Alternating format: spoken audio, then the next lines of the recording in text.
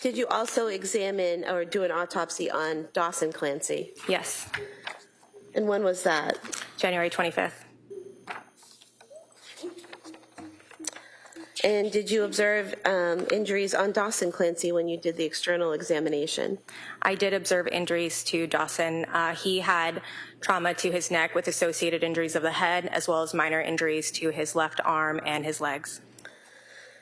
And if we could pull up photo 2166.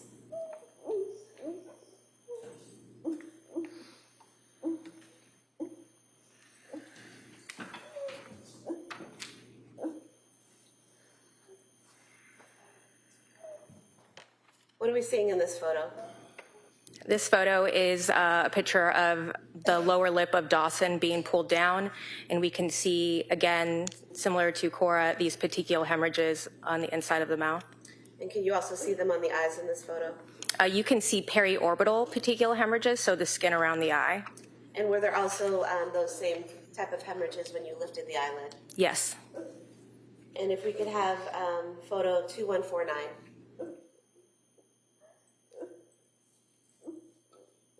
What are we seeing here?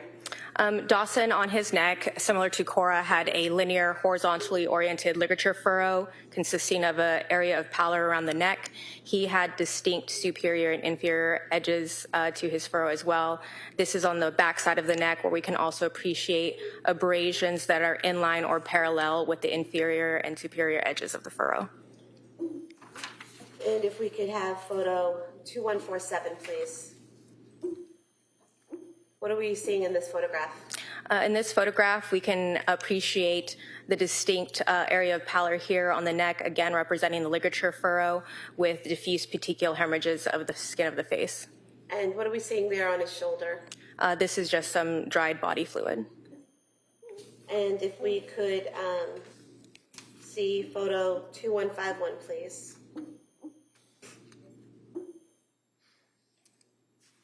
What is depicted in this photograph?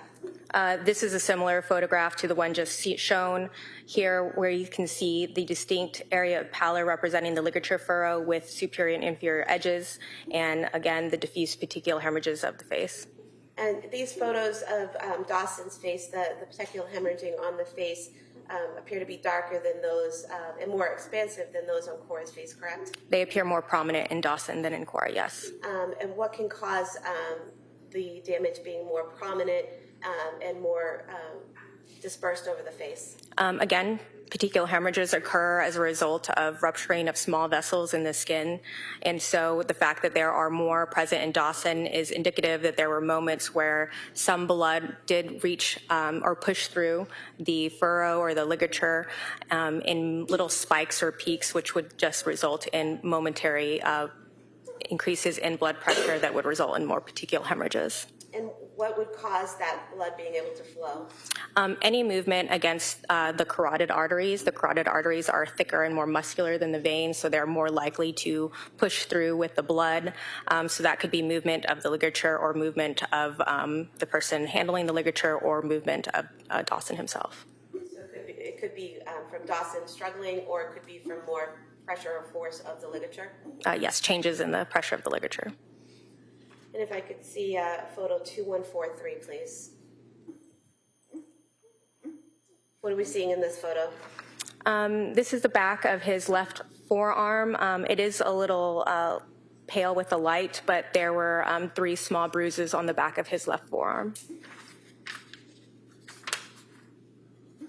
And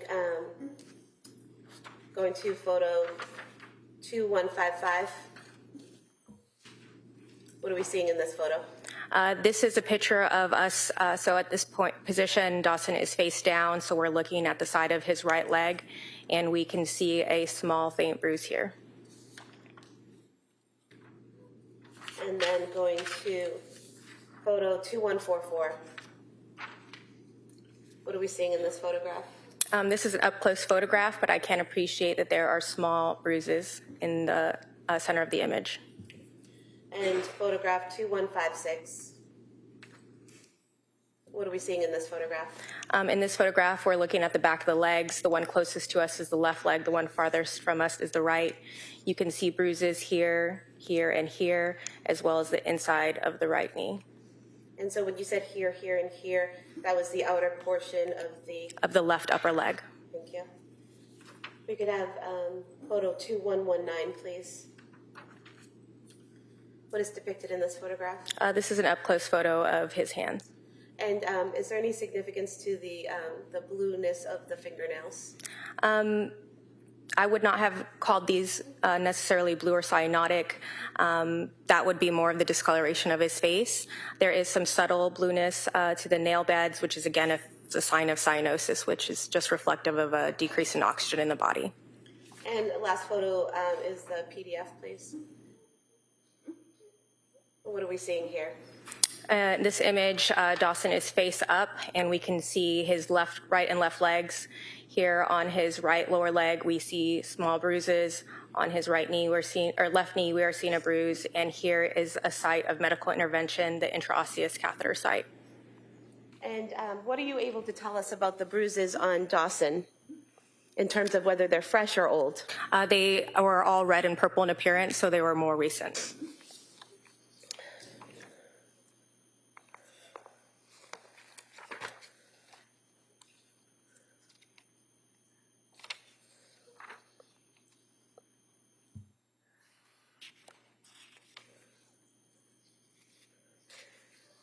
And based on your examination of Dawson, were you able to determine a cause of death? Yes.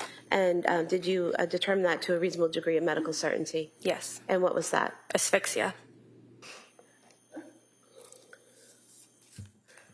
Your Honor, I'd move to submit the original photos of Cora and Dawson as for identification, and the other, the ones that were just shown to the jury as exhibits. So mark the first set for identification. It's N and O for identification. All right. And then over the defendant's objection, using the same analysis as stated in the sidebar, those other photographs may be admitted. The photos of Cora and then Dawson as the next exhibits, please. It's 228 and 229.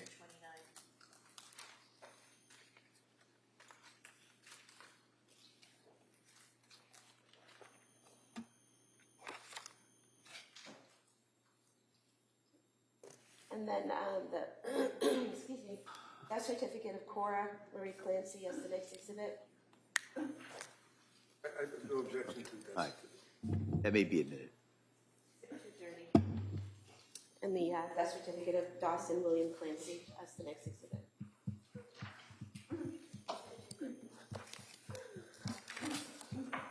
I have nothing further. Thank you. Is there anything? No, thank you. All right.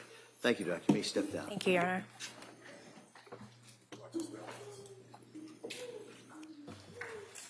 All right. Members of the jury, we're going to break at this time. I'm going to ask you to come back tomorrow at 9 o'clock. I would expect the schedule similar to what we had today. I'm going to remind you again, don't talk about this case, don't read about this case, don't read about any similar cases, don't watch anything, don't do any research. Put this out of your head for tomorrow morning, all right? And I'll see everybody tomorrow morning. Thank you so much. Court, all